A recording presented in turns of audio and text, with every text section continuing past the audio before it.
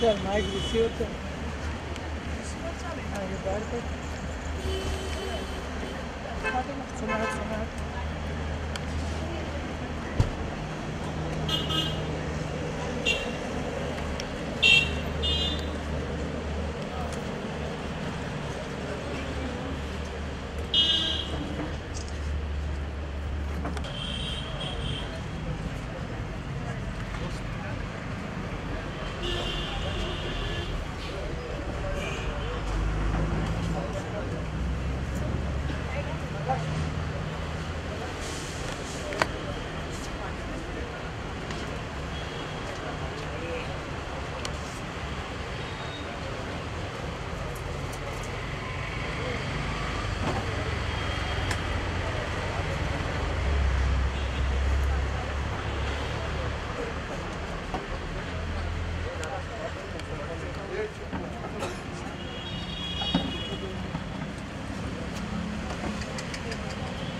हो दादा ए मुंबई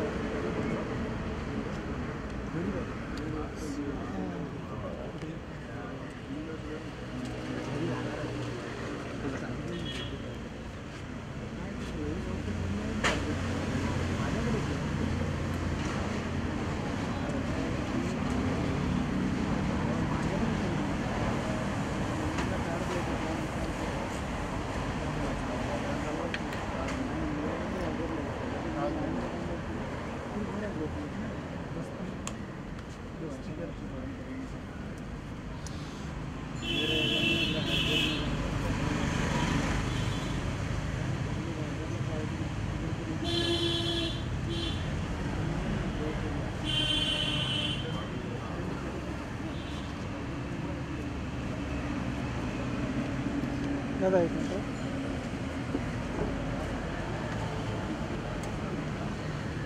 थोड्यासाठी आला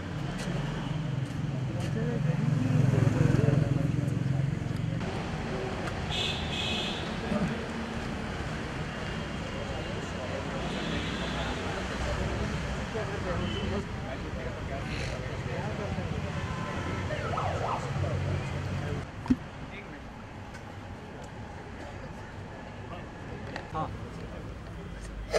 बोल या रोल रोल रोल रोलिंग बोला बापाच्या आगमनाची केवढी उत्सुकता आहे ना. यावेळी जरा मोठा भाऊ गेल्यामुळे आम्ही थोडेसे सगळे असे हिरमुसलेले आहेत. त्यामुळे नेहमी आपण ज्या पद्धतीनं करतो तसं काही होत नाहीये. पण बघूया होईल. म्हणजे गणपती आणायचं की नाही इथपासून ठरत होतं.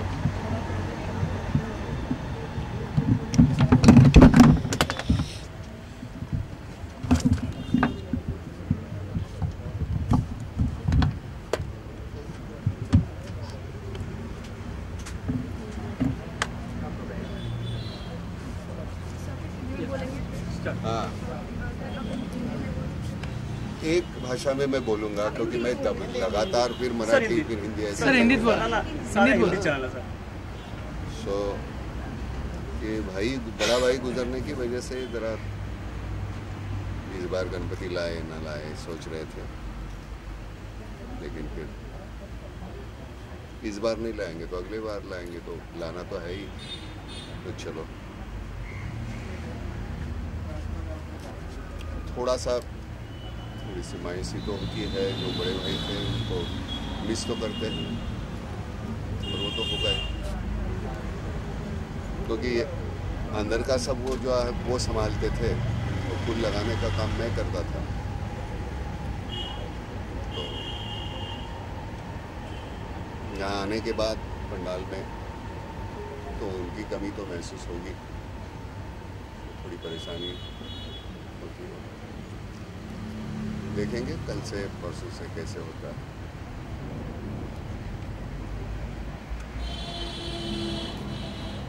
ये तो बड़ी धूमधाम से चलता है सब कुछ. शहनाई बजती है ये है. लेकिन इस बार और काफ़ी एक मतलब सिर्फ बड़े भाई नहीं, एक दूसरे भाई समान. दूसरा हमारा एक दोस्त था, एक दिन ये गुजरे, दूसरे दिन वो गुजर गए. तो बाहर वो काम करते थे मेरे साथ फूल लगाने का. भाई अंदर करता था तो वो थोड़ा सा तकलीफ हो रही है. नाना जी, हम आपकी तकलीफ समझ सकते हैं, लेकिन जैसे आप तकलीफ में हैं वैसे महाराष्ट्र भी तकलीफ में है. आपकी नाम फाउंडेशन ने जो काम किया उसके बारे में आप कुछ बताना चाहेंगे? तो इसके नाम फाउंडेशन का काम तो वो चलते रहेगा, वो कभी ख़त्म नहीं होने वाला है. क्योंकि जिस तरह की तकलीफ़ें हैं, कभी बारिश नहीं है, कभी ज़्यादा बारिश है, कभी बारिश है फिर एक बार बोने के बाद फिर ये नहीं आ रहा, दोबारा बारिश नहीं हो रही है. तो वो दोबारा करने की बोना पड़ता है, तो उसके लिए पैसे नहीं है. तकलीफें तो है, तो काम तो करते रहना पड़ेगा. इस बार गणेश से क्या मांगे? हाँ, हम कभी किसी से मांगते नहीं है. अपने को जितना हो सके उतना हम करेंगे. मांगना मत. एक बार तुमको इंसान का जन्म दिया है, बहुत हो गया. उसको परेशान मत करो बार बार कुछ मांग के. तुम जो कुछ कर सकते हो वो करो ना. मांगते रहोगे तो कैसे रह चलेगा, है ना. ये हमारी जो आदत है सिर्फ मांगते रहने की. हमें ताकत है बहुत कुछ देने की. हम देने की सोचते ही नहीं, मांगते रहते. तो क्यों मांगे भाई. मुद्दे पे बहुत कुछ कर सकते हैं, वो करते रहे। एक फक्त प्रश्न विचारायचा आहे की अभी पूरे महाराष्ट्र में आंदोलन चल रहे हैं, जगह जगह पे बहुत बड़ी रैलीज हो रही है और लोगों का उसको बहुत प्रतिसाद भी मिल रहा है, लाखों लोग आ रहे हैं मराठा आरक्षण के लिए।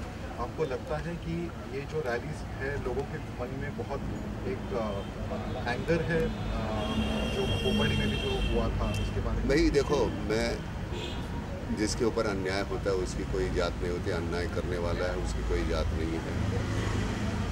मैंने कभी जात धर्म माना नहीं है, लेकिन जो भी कोई गुनाहगार है उनको कड़ी से कड़ी सज़ा होनी चाहिए, वो कोई जात धर्म के हो, वो होनी चाहिए, और जितने जल्दी हो सके। नहीं तो क्या होता है, सालों साल गुजरते रहते हैं, उनको कोई सज़ा नहीं होती, गुजर जाते हैं। जिनके ऊपर अन्याय हुआ वो बेचारे राह देखते रहते हैं कि कब होगा, आज होगा, कल होगा, परसों होगा।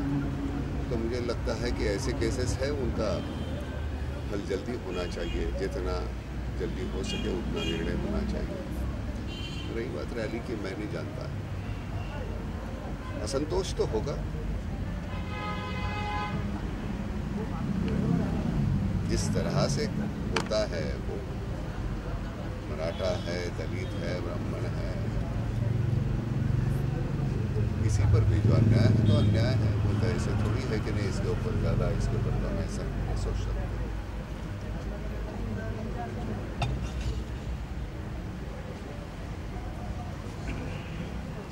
हम बहुत जल्दी, हम जब कुछ हो रहा है, घट रहा है, तब हम आगे जाते नहीं हैं।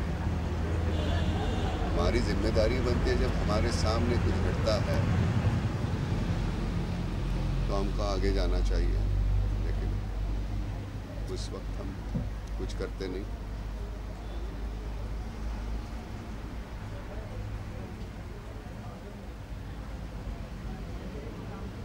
हमें एट्रॉसिटी का जो है नहीं, ये कायदा रद्द होना चाहिए, नहीं होना चाहिए। सीधी सी बात है, हमारे यहाँ अभी अंदर जाके देखोगे वो मोदक जो है, जो मुसलमान बैठी है, वो हमारे यहाँ सामने जब झोपड़पट्टी थी वहाँ रहती थी, वो बना रही है। कौन से धर्म का है, जात का है, मैं नहीं जानता, और ना तो आज तक आपने मुझे कभी मेरी जात नहीं पूछी, मैं कौन हूँ, और ना तो मैं बताना चाहूँगा।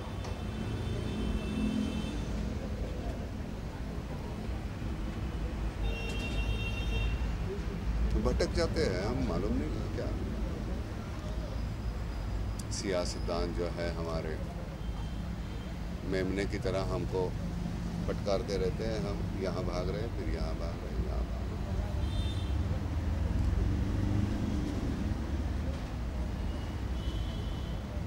अन्याय जात पर या इसके पर नहीं है, वो व्यक्ति पर हुआ है, उसके बारे में कोई नहीं बोल रहा, उनको घर वालों के बारे में कोई नहीं बोल रहा। पुलिस पर जो अन्याय हो रहा है उनके बारे में कोई नहीं बोल रहा। बदतमीजी इतनी बढ़ने लगी है,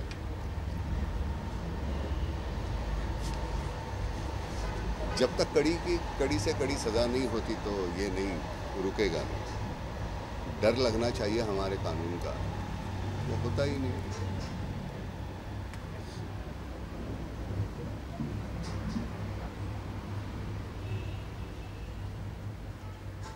गणेशोत्सव साजरा करण्याच्या पद्धती अजूनही भडकपणा खूप आहे। यावर्षी सुद्धा आपण त्याच ट्रॅफिकच्या समस्या आणि त्याच सगळ्या गुंडगिरी आणि त्याच सगळ्या आरेरावीला सामोरं मला सण आला की आता भीती वाटते, नाही कुठला अघटित होईल का, कुठं काय होईल का।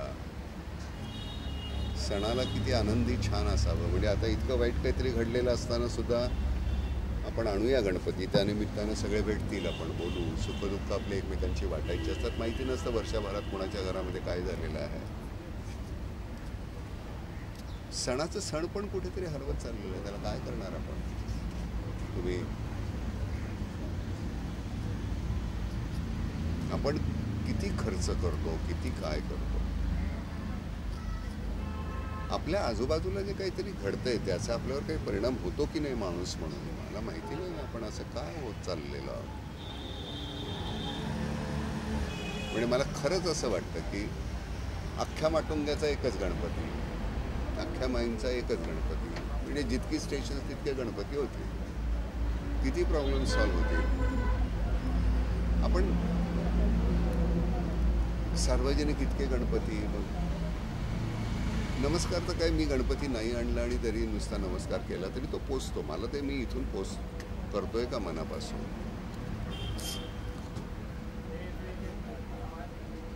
आपण असे देव वाटून घेतलेत सगळे, हा तुमचा हा माझा. तसे आमचे सगळेच इतिहासातले सगळ्यात मोठ्या व्यक्ती आम्ही वाटून घेतल्या. हे तुमचे, हे तुमचे, हे तुमचे, हे माझे, हे ब्राह्मणांचे, हे मराठ्यांचे, हे तेलुगूंचे. असं नसतं रे बाबा. सगळेच आपले. स्मारकं उभारली की संपलं असं नाही आहे. तो विचार आपण पुढे नेला का, हे जास्त महत्त्वाचं आहे.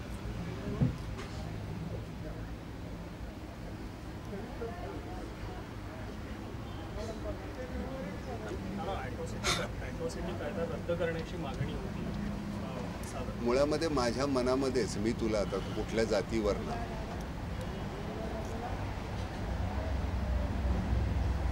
आता कुठल्या ब्राह्मणाला सुद्धा मी, म्हणजे ब्राह्मण नाही आहे मी आधीच सांगतो, पहिले मी मानतच नाही, पण ब्राह्मणाला भटुरडा म्हणणं ही सुद्धा चूक आहे.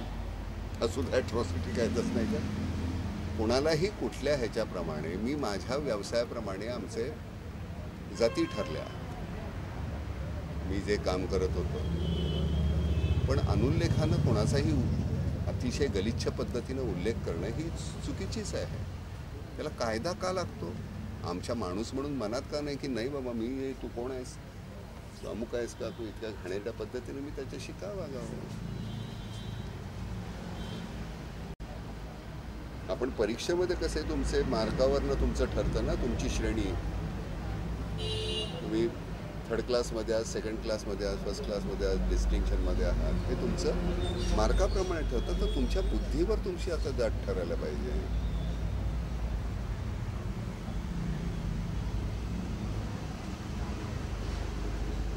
पण आपल्याकडे काय, बरं कायदे करून, कित्येक कायदे असे की ते करून सुद्धा त्याचा काही उपयोगच नाही आहे. त्यामुळे ते कायदा रद्द करणं काय आणि असणं काय, आणि काय काय होतं आहे. आम्हाला जे करायचं ते करतोच आम्ही. एकटा दुकट्या पोलिसावर कशी गाडी चालवतो. आता काल मी गाडी चालवत जात असताना अंधेरीला, ज्या पद्धतीनं काही मुलं त्या मोटरसायकल ज्या चालवत होत्या, पण तुम्ही तर मरणारच, त्याच्याबरोबर तुम्हाला अजून कोणीतरी मरेल.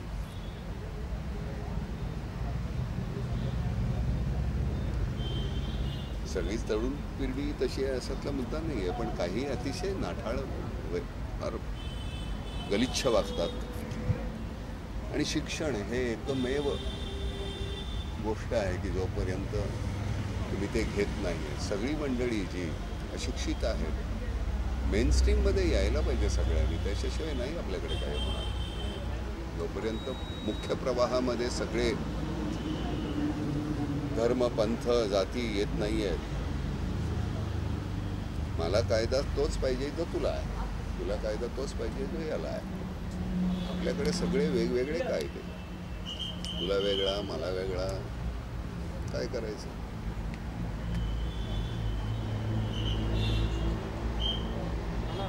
विसंगती खूप झालेली आहे आपल्या ह्याच्यामध्ये.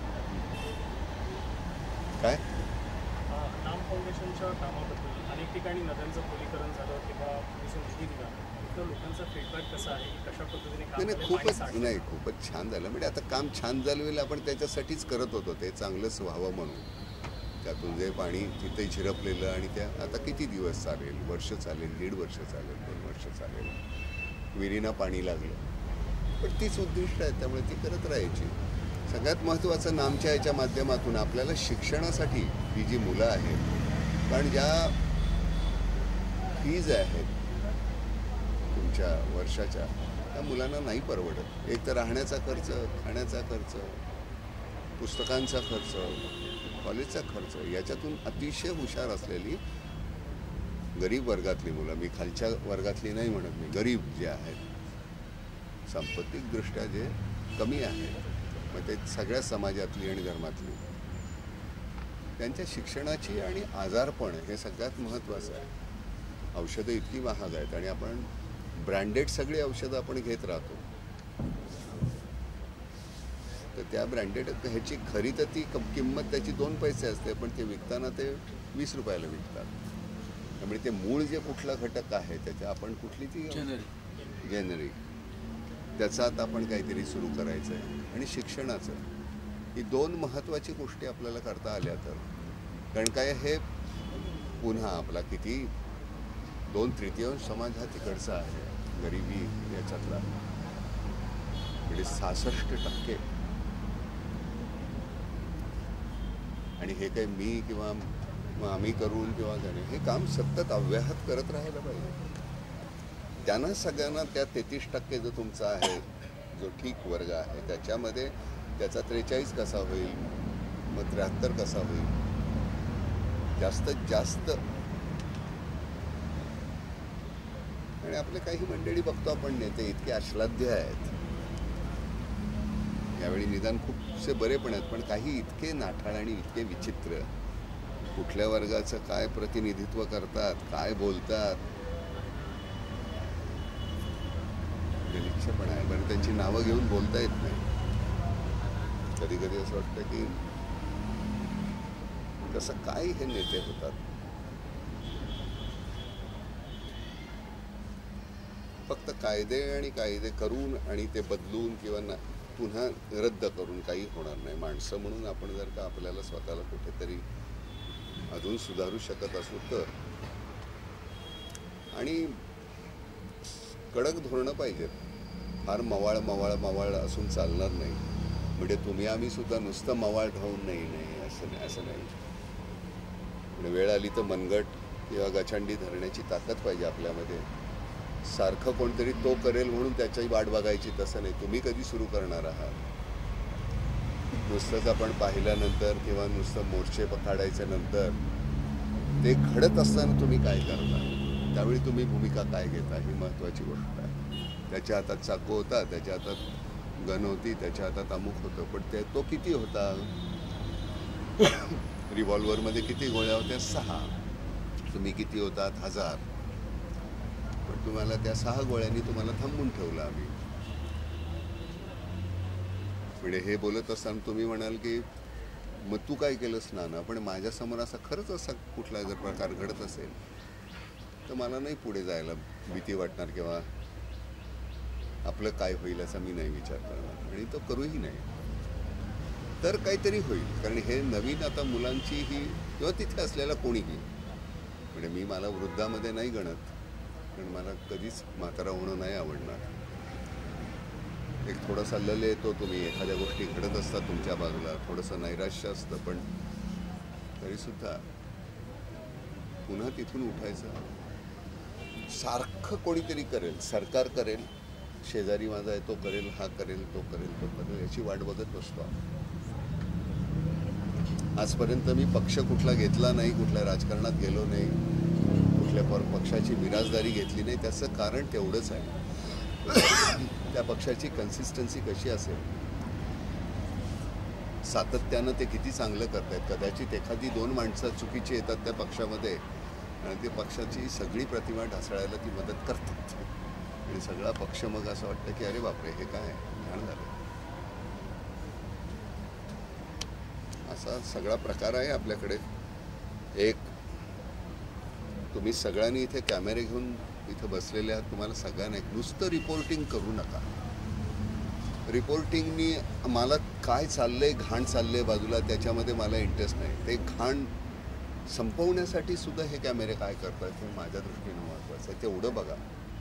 दरवर्षी तुम्ही इथे येता, चॅनलवर हे दाखवलं तुम्ही, मग नंतर तो विषय संपला असं नाही. की कॅमेरा म्हणजे एक मोठी तलवार वाटली पाहिजे, त्याची भीती वाटली पाहिजे. ते कसं तुम्ही करताय. ब्रेकिंग न्यूज नुसती आणि माझ्या ह्याच्यावर पहिल्यांदाच बघताय आणि तुमच्या ह्याच्यावर दुसऱ्यांदा तर शिळी झालेली बातमी, असं नको. कुठेतरी तुमच्यामध्ये तसं कायम आपण पुढच्या वर्गात जात असतो तसं वर्षानुवर्ष जसं ते तुम्ही गेल्याही वर्षी आलीस, 10 वर्षापूर्वी आलीस, आज तुझ्या दृष्टिकोनामध्ये फरक झालेला पाहिजे. वार्ताहर नुसतं नाही राहायचं, नुसतं रिपोर्टर नाही. पत्रकार व्हा तुम्ही, आतमध्ये तुमची एक भूमिका असायला पाहिजे. मग त्याच्याबद्दल मग सोसावं लागतं, मग ते सोसण्याची तयारी ठेवायची. जर ते ठेवणार असाल तर मग, नाहीतर काय होतं, कोणीही येतं. पत्रकारिता ही इतकी साधी आणि सबंग नाही आहे. फार महत्त्वाचा विषय आहे हा. तुमच्यामुळे सगळे सजग होत असतात, पण नुसतं डॉक्युमेंटेशन किंवा नुसतंच दाखवणं त्याच्या पलीकडचा एखादा प्रश्न तुम्ही मला कुठलाही, मला अडचणीत मी येत नाही, मला देता नाही आलं उत्तर तर मी नाही देणार, पण मला असं वाटतं की तुम्ही आतमध्ये तुम्हाला प्रश्न पडले पाहिजे. गणपतीकडे काय मागितलं हा प्रश्न हा इतका विचित्र आहे तुझा, इतका ढोबळ आहे. तसले प्रश्न नाही विचारायचे, काहीतरी वेगळे प्रश्न विचारायला पाहिजे. मीही नोकरी करतो, मी ज्यावेळी नाटका सिनेमात काम करतो, पण ते सतत तुम्हाला मी काहीतरी नवीन देऊ शकतो का ही माझी जबाबदारी आहे. पैसे मला तेवढेच मिळतील, कदाचित चांगलं केलं तर जास्त मिळतील, नाही केलं तर कमी मिळतील, पण तो ध्यास असायला पाहिजे. त्यामुळे हा पत्रकारिता हा तुमचा जो आहे तो ध्यास व्हायला पाहिजे. नुसतं रिपोर्टिंग, नुसतंच हे करणं हे नाही चालणार. आणि मीही तुमच्याकडनं अपेक्षा ठेवण्यात काही गैर नाही, तुम्ही माझे आहात, मला हे तुम्हाला सांगायलाच पाहिजे. नाना तुझं हे चुकलं हे सांगण्याची ताकद पाहिजे, पण मग नाना कुठे चुकलं याच्यासाठी त्याचा मागोवा घेतलाच पाहिजे आपल्याला. पण नाना हा मी उगाच प्रातिनिधिक म्हटलं, पण मग कोणीही, मग तो राजकारणी असेल, खेळाडू असेल, कोणीही असेल, आपल्याला कळतं की आता वर्षोनुवर्ष इतके खड्डे पडत आहेत. काय केलं आपण? नुसते खड्डे दाखवणं. कोण जबाबदार आहे त्या खड्ड्यांना? आम्ही सगळे मिळून, सगळे उठून, सगळे जाऊन का नाही त्यांना विचारत? काल निवडून आलेला नगरसेवक वर्षभरामध्ये करोडोपती कसा होतो हे प्रश्न आम्हाला का नाही पडत? का नाही तुम्ही शोधून काढत? का नाही ते लावून धरत तुम्ही? प्रत्येकाने एक नगरसेवक घेतला वाट्याला, तरी सुद्धा तुम्ही किती बातम्या देऊ शकाल? आणि बातम्या म्हणजे त्यातून काहीतरी निघेल, त्यातून काहीतरी कोणी सलमाननी काय केलं आणि नानांनी काय केलं आणि ऋतिकनी काय केलं आणि कतरीना काय केलं, त्याच्यात काय देणं घेणं आहे? ओठार्थी आहेत सगळे. त्याच्यापेक्षा फार महत्त्वाचं काहीतरी आपल्या बाजूला आणि वाईट घडत आहे, ते वाईट आपण घालवण्यासाठी काहीतरी करायला पाहिजे. आणि करू आपण, असं नाही आहे सगळंच निराशाजनक आहे, पण हे तुम्ही तुमच्या बाजूने ते करायला पाहिजे. काय विचारायचं? धन्यवाद.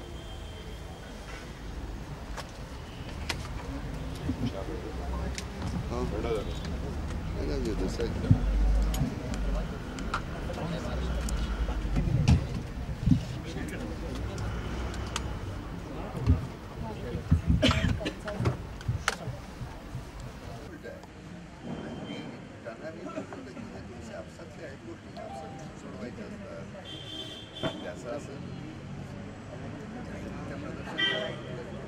असं मी तुम्हाला उलट विचारलं आणि त्याच्यानंतर नानाने तुम्हाला समजलं मी त्यांना म्हणून करून विचारल्याची बातमी येते कशी?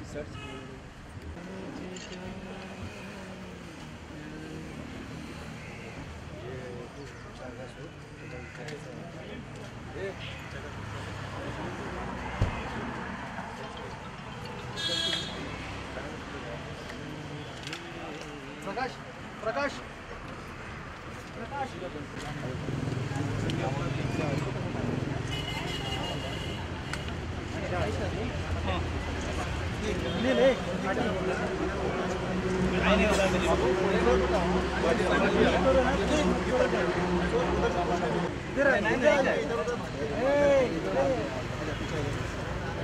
संदीप पाटी आहे ना.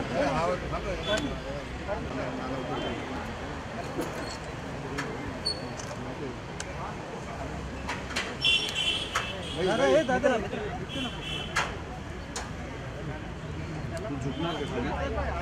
काय नाही पीछे पीछे थोड़ा पार्टी है ना क्या? हे मागे वा रे. पाटी पाटी हे पाटी पाटी नाही ना. अरे पाटी वा ना. पीछे चल रहा यार तुम तो और चल पीछे. एक मिनिट पाटी रे पाटी. ओ दादा दादा ए मोबाईल ए आपल्या बोलले अरे ते घेणारच नंतर. अरे आत घे ना पाटी वा. चला तर पाटी चला ना. हे पीछे पाटी. हे पाटी यार बोलले.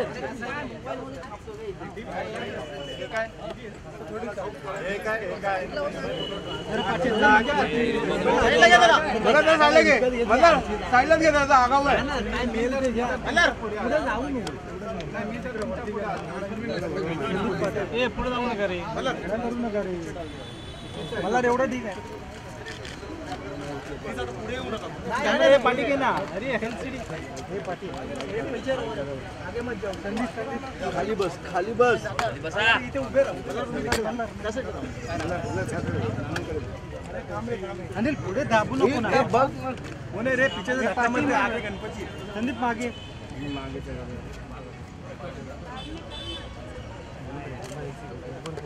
तुला हवा काय पाहिजे. मोबाईल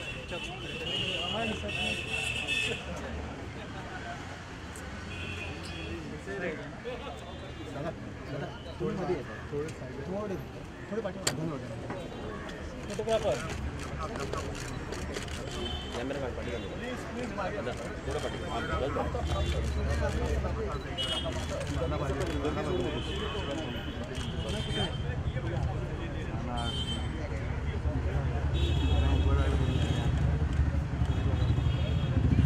मोबाईल ॲप पाठी.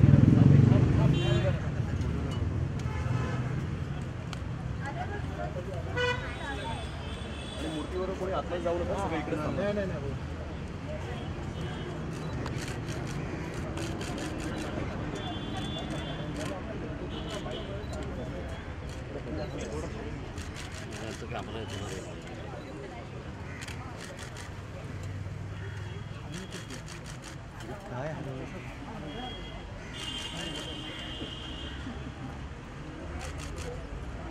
भाऊ इथे बाहेर आत नको तुम्ही एक आलं तर सगळे येणार बाहेर.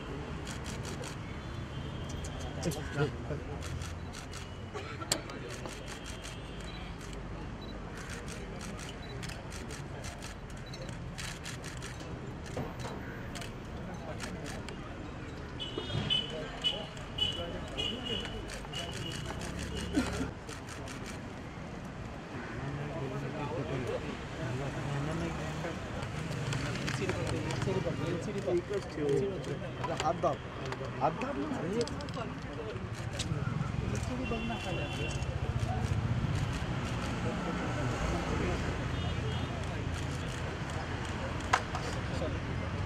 कॅमेरा बघ. कॅमेरा बघ.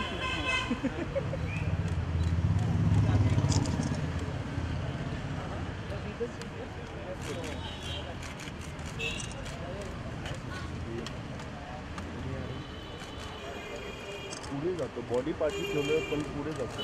सरळ अनिल कॅमेरा नीचे तो रखने फोटो मारा है. अनिल अनिल बॉडी बोलतो कॅमेरा. हाँ ना सर.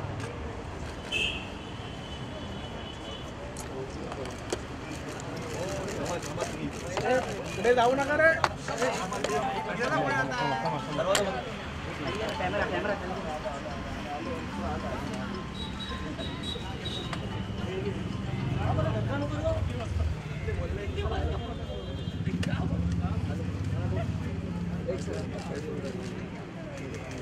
आता तुमच्यातला कोणी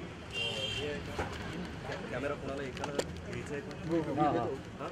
जे बाकीच्यांना देऊ शकतील. व्हिडिओ